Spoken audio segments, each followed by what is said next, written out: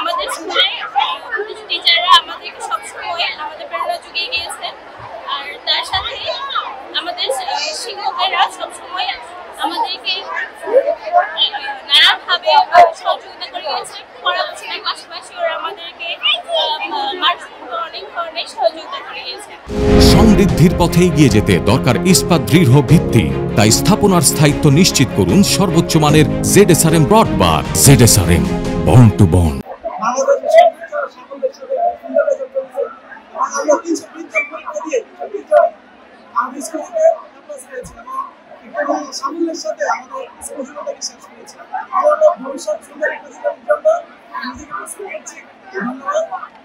সারা বছর আমাদের শিক্ষকরা আমাদের পিছনে অনেক পরিশ্রম করছে, আমাদেরকে সঠিক দিক নির্দেশনা প্রদান করছে।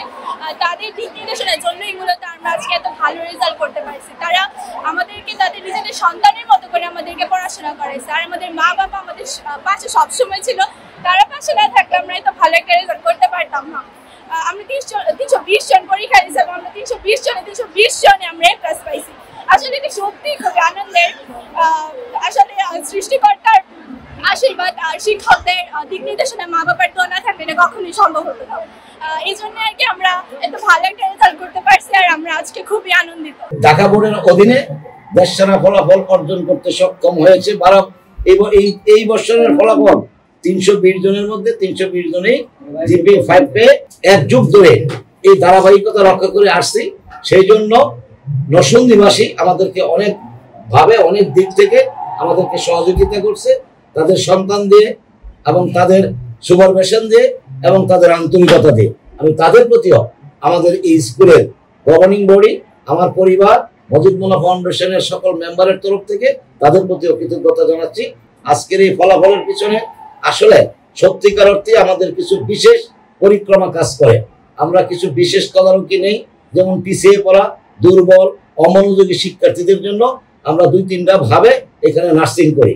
একটা হয়েছে যে আমরা তাদের হোম ভিজিট করি এবং রাত 10টা পর্যন্ত একটানা শিক্ষকরা তাদের পিছনে তদারকি করে। আর যারা পিছিয়ে পড়ে তাদেরকে আমরা রিকভারি ক্লাস করি।